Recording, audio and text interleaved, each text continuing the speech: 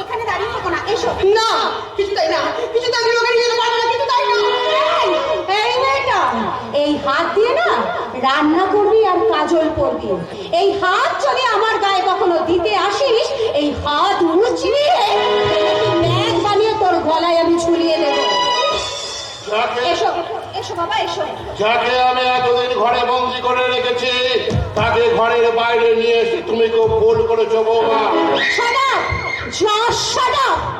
নিজের দাদাকে ঘরের মধ্যে বন্দি করে রেখে এত বড় বড় কথা বলতে আপনার লজ্জা করছে না? লজ্জা? দেখলে বাবা, দেখলে আমি জানো আর কোনো জ্বালাই করলো বাবা। বৌমা, তোমার ভাগ্যটা খুব ভালো যে রাহুল এখানে উপস্থিত নেই। তুমি যে ভাষায় আমাকে অপমান করলে, রাহুল যদি এখানে উপস্থিত থাকতো তাহলে সে বুঝিয়ে দিত। আমি নিজে ওকে সমস্ত কথা খুলে বলবো। সে জানো যে দেবতার মতন কাকা আসলে দেবতা নয়, একটা দানব। আমার কাকার বিরুদ্ধে আর একটা কথা বলে আমি কিন্তু নিজেকে সংযত রাখতে পারবো না। রাহুল, রাহুল তুমি এসেছো, তুমি শোনো। এই মানুষটা দিনের পর দিন টাকার লোভে তোমার বাবাকে ওই ঘরের মধ্যে বন্দি সাজিয়ে রেখেছে। তুমি যাকে দেবতা ভাবছো সেই মানুষটা দেবতা নয়, একটা জল জ্যান্ত দানব।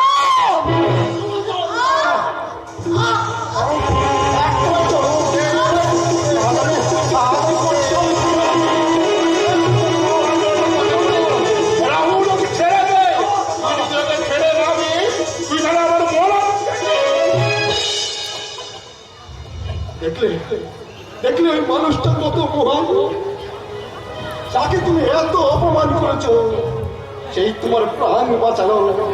যাও এই মুহূর্তে কাকার পায়ে ধরে ক্ষমা চাও, নাহলে এই বাড়িতে তোমার জায়গা হবে না। যেই বাড়িতে অন্ধকে আলো বলা শাস্তি পেতে হয়, সেই বাড়িতে আমি আর কোনোদিনও থাকতে চাই না।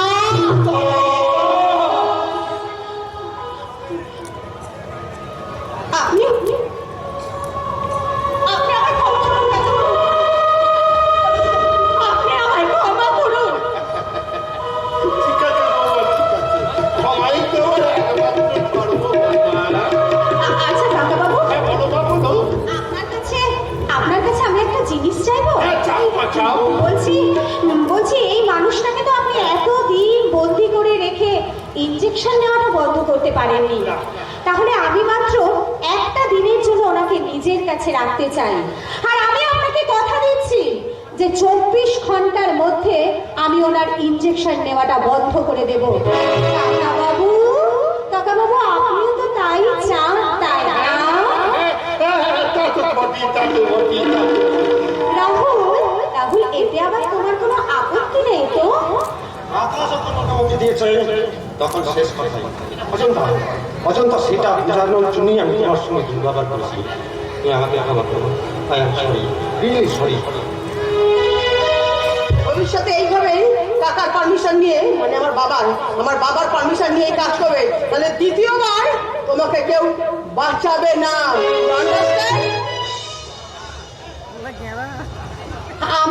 আমার ঘরে এসো বাবা।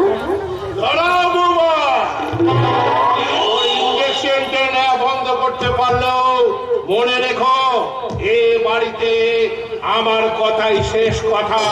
তাই বলছি, খাবার সময় ছাড়া তুমি তোমার নিজের মুখটা খোলার চেষ্টা করো না।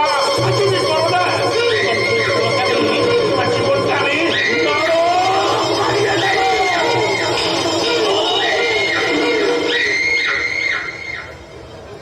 পারবেন না, সে কাজ আপনি কিছুতেই করতে পারবেন না।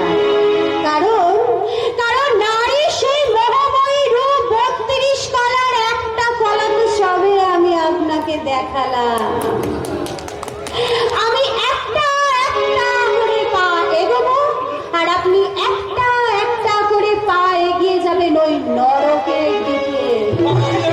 পারবি না? পারবো, পারবো বাবা, পারবো। সামান্য একটা মেয়ে তো ওই মহিষাসুরের বুকে ত্রিশূল তুলে ধরেছিল বাবা, আর তোমার ছেলেই হবে আমার সেই ত্রিশূল। সেই ত্রিশূল তার বুকে তুলে দিয়ে আমি বোঝাবো যে তুমি তার বাবা, আর সেই তোমার বুকে ছাপিয়ে পড়বে বাবা। বাবা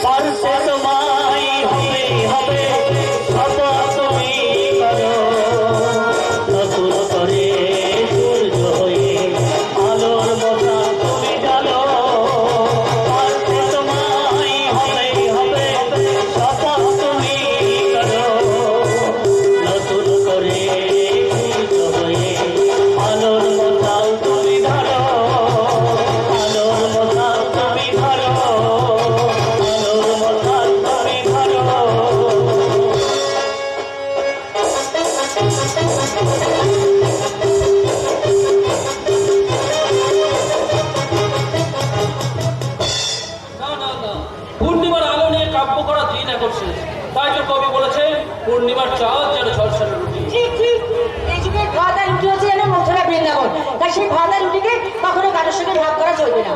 কিন্তু এখনো তো একা একা ভাত খাওয়ার সময় আসেনি জানলে। চেম্বার খুলে যাওয়াতে বাবার রোজগারটা হয়তো কমেছে, কিন্তু সংসারটা তখন সে বাবাই চালাচ্ছে। কিন্তু তার পেছনে পুরোটার একটা আস্তরিক ধান্দা আছে। তুমি বলো ধান্দা নাকি? ধান্দাটা হচ্ছে আসলে কি বলতো, তোমার বাবার চেম্বারটা তো বাইরে হবে আর বাড়িটা বন্ধ দেওয়া। দেখবে যে কোনো সময় ওই তোমার বাবা তোমার হোটেলের জমিটা ফেরত চাইছে। তাই একটা কাজ করো, সময় থাকতে থাকতে এই বাড়ি থেকে তুমি কেটে করো। আচ্ছা ডার্লিং, তোমাকে আমি যে টাউনে পাঠিয়েছিলাম ফ্ল্যাট দুটো বুক করতে, করেছো? হ্যাঁ একদম রেডি আছে, যেদিন ইচ্ছা ঢুকতে পারো। শুধু বাকি টাকার জন্য কাল ব্যাংক লোন দরখাস্ত করতে হবে। বাবাও তো ব্যাংক লোনের ব্যবস্থা করে দিয়েছে, আর ডাক্তাররা যদি পেয়ে যায় তাহলে আবার নতুন করে চেম্বার করবে, আবার নতুন করে ও চেম্বার। তাই যেন হয় ঠাকুর, যে আমি তো শয়নের সকলে ঠাকুরের কাছে সেই প্রার্থনাই করছি। আরে আমি তো সেই জন্য আরেকটা প্রার্থনা করেছি, এই শনিবার তার কাছে গিয়ে পুজো দেবো। হ্যাঁ, যাতে সুন্দর করে লোন টোনগুলো বেরিয়ে যায়। ও, এই জন্য না, সেই খরচের জন্য আমি তোদের কাছ থেকে দুজনের কাছ থেকে 1000 টাকা শোনো শোনো ঠাকুর, যেসব পুজো টুজো দিয়ে গেলে রাখবে, কারণ ঠাকুর তো আর ম্যাজিক করে বাবার করে দেওয়ার চেম্বারটা নতুন করে দিতে পারবে না। ঠিক বলেছ বৌমা, আমি তো সপ্তমীকে সেই কথাটাই বোঝাতে চাই। শুধু ভক্তি আর পূজার সাথেই যদি কাজ হতো তাহলে মানুষকে ডাক্তার উকিলের পিছনে পয়সা খরচ করতে হতো। বাবা, তুমি 1000 টাকার জন্য অত কথা কেন বলছো বলো তো বাবা? শোনো, আমার মনটা যখন চাইছে আমি কিন্তু পুজো দিয়ে আসবোই ব্যাপারটা। কিন্তু আমার হাত এখন একদম খালি। হোটেলের জন্য আমি সব টাকা ঢেলে বসে আছি, ওদিকে ভরতবাবু দেখাই করছেন না, আজকাল বলে সময় কাটাচ্ছেন। আশ্চর্য, তোমরা দুজনে মিলে দুটো দাদা মিলে 1000 টাকা আমাকে ধার দিতে পারবি না? আমি এখন ফালতু ব্যাপারে টাকা খরচ করতে পারবো না সব কি তুমি। বলছিস দাদা? বাবার ব্যাপারে তোদের ফালতু টাকা খরচা হচ্ছে? হ্যাঁ, এই অসময়ে এতগুলো টাকা খরচ করার কোনো দরকার নেই। না বাবু না, সপ্তমী যখন মারত করেছে তখন পুজো আমাদের দিতেই হবে। আরে কি করে দিতে হবে বলো রাজা? বাবার তো এখন ঋদ্ধ নিঃস্ব সহায় সম্বলহীন। তিনটে ছেলে মেয়ের বাপ কখনো সহায় সম্বলহীন হতে পারে না। রাজা। এই নাও টাকা, এই কালী পুজো দিয়েছো। তুমি এতগুলো টাকা তুমি কোথা থেকে পেয়েছো? বলি বাবু আমাকে মাসে মাসে 50টা টাকা করে হাত খরচ দিতেন, তার থেকেই আমি জমিয়ে রেখেছিলাম। কিন্তু ও টাকা তুই এভাবে খরচ করতে পারবি না রাজা। আমি শীঘ্রই ব্যাঙ্গালোর পেয়ে যাব, তারপর না হয় তোরা পুজো দিস। বাহ বাহ বাবু বাহ। ওই দাদুবাবু, ওই দাদুবাবু টাকা দিলে সেই টাকা কি আপনি ফিরিয়ে দিতে পারতেন? রাজা, এতদিন যে আপনার 2 ছেলে বলে গর্ব করেছে সেসব তাহলে মিথ্যে। রাজা। আমি আপনার ছেলে নই, আমি চাকর। তাই চাকর হয়ে হাত পেতে বাইরে দেব, রাজা, কিন্তু ছেলে হয়ে বাবার পায়ে পড়ে দিতে পারবো না। বাহ বাবু বাহ। ওরে রাজা, আমি ভুল করেছি রে, আমাকে তুই ক্ষমা কর। তুই মানুষ না রে, তুই দেবতা, তুই দেবতা। নে সপ্তমী নে, আমার পাগল ছেলের টাকাটা তুই মাথায় তুলে নে।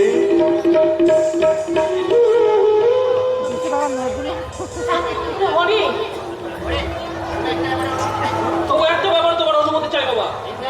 ইন্দ্রাণীর জন্মদিনে প্রত্যেক বছর আবার একটা পার্টি দিচ্ছি। প্রতিবার তবে 5-7 হাজার টাকা খরচ করে পার্টি দিয়েছি, কিন্তু আজ যে আমার অবস্থা।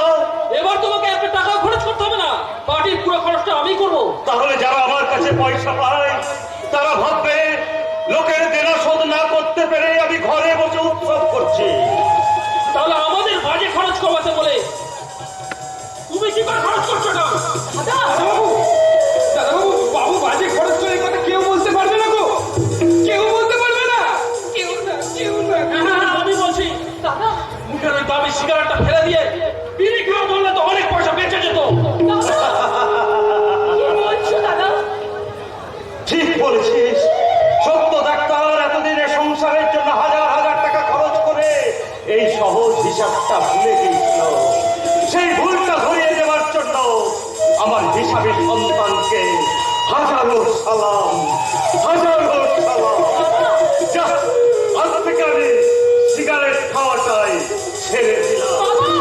হেলিমা, এই মনের জন্য আমার একদিন মাথা তুলে দাঁড়াবো। আমি হারবো না, কিছুতেই হারবো না। সত্য তো কোনোদিনও হারতে পারে না গো বড়বাবু। তাই তো নতুন চেম্বার খোলার জন্য ব্যাংক থেকে আপনাকে 1,00,000 টাকা লোন দিতে রাজি তুই হয়েছে। ঠিক বলছিস রাজা। হ্যাঁ বাবু, আমি এই মাত্র ফর্ম নিয়ে আসছি। এটা ভর্তি করে কাল সকালেই জমা করতে হবে। কিন্তু কিন্তু এর সঙ্গে কি কি কাগজপত্র লাগবে তা তুই সব জেনেছিস? কিচ্ছু লাগবে না বাবু, কিচ্ছু লাগবে না। কিছু লাগবে না। শুধু আপনার ছেলেকে গ্যারেন্টার অর্থাৎ জামিনদার হিসেবে এই ফর্মে একটা সই করতে হবে। সামান্য সই করলেই যদি আমি বিপদ থেকে উদ্ধার পাই, তাহলেও হাসি মুখে আমার পাশে এসে দাঁড়াবে রাজা। কিন্তু আমি সই করার পর বাবা যদি টাকাটা শোধ করতে না পারে তখন ব্যাংক তো আমাকে ধরবে। তুই কিচ্ছু ভাবিস না, কিচ্ছু ভাবিস না। গবেষণাটা শেষ করতে পারলে আমি লাখ লাখ টাকা রোজগার করব, তারপর সবার সব দেন আমি শোধ করে দেবো। ডোন্ট মাইন্ড বাবা, তোমাকে এই সময় হেল্প করতে গেলে আমি হয়তো সর্বশান্ত হব। দাদাবাবু, বাবুর এই বিপদে করে তোমরা শুধু নিজেদের কথাই ভেবো না গো, এই সইটা করে দাও। তুমি আমাদের সাংসারিক ব্যাপারে বা ঘরের ব্যাপারে একদম না বলবে না। মনে রাখিস, চার বোঝা তাকেই বইতে হয় যে ধার করবে, শোধ করার দায়িত্বটা তার একা। দাদা, তুমি বাবার উপরে এইসব করা বলতে পারলে আমি ওটা টাকা ধার দিয়েছি তুমি জানতে পারলে না। আর তুমি বাড়ির বহুদিন তুমি জন্মদিন করতে পারছো। সত্যি তোমরা মানুষ না, তোমরা জানোয়ারের থেকে সঙ্গে কথা বলবি সব তুমি। কেন বলবে না? এতদিন ধরে দোকান থেকে বাবুর নামে প্যাকেট সিগারেট এনে খেয়েছো। আজ তারা সিগারেট খাওয়াটাই বন্ধ করে দিলে।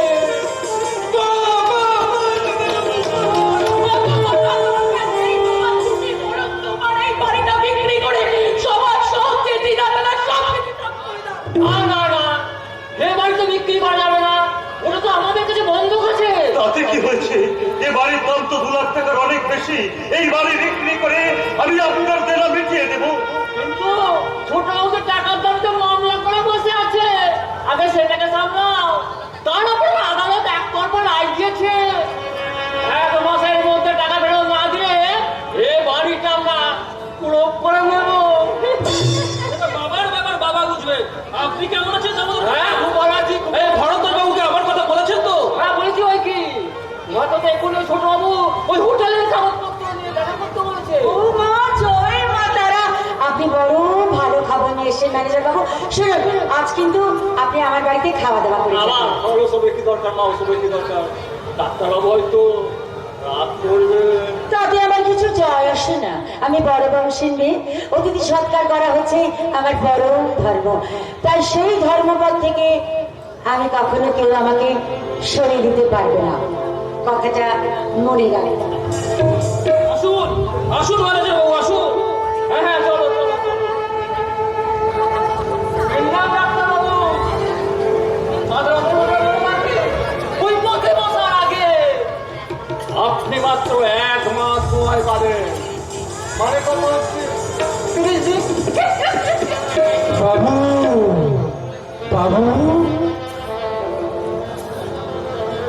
আমি কি এই কাগজগুলো ফিরিয়ে দিয়ে যাবো বাবু? তাই যাও। এই যুগের ছেলেরা নেবার সময় চিনে যোগ আর দেবার সময় পুত্র স্বরূপ। বাবু, এই কাগজগুলো আমি সই করলে হবে না বাবু। আমি সই করে দিচ্ছি। আমি না রাজা না, আইনের চোখে বাবার সন্তান হলো। তুমি কিন্তু বাবার সন্তান না, সন্তানের মতো। বাবু মশাই, কেন আমি যুক্ত হলাম না? কেন আমি আপনার ছেলে হয়ে জন্মালাম না? কেন? রাজা, তুমি যদি ছেলে হতে তাহলে কিন্তু আমার বাবার জন্য ঠিক এমনি ভাবে কাঁদতে পারতে না। তুমি যদি ছেলে হতে না তাহলে ওই দুধের সন্তান কেটে ফুটে গিয়ে দূরের পাখিটাকে ছেড়ে ফেলে দিতে। তাতে কিন্তু রক্তের অপমান হতো, রক্তের অপমান। কাঁদিস না, কাঁদিস না রাজা, কাঁদিস না। আজকের যুগ কম্পিউটার হাতে নিয়ে সুপারম্যানের ভিডিও গেম খেলে, ছাত্র পুরার পোকাই কাটে। তাই তো রামচন্দ্র কেন পিতৃ একলা পালনের জন্য বলে গিয়েছিল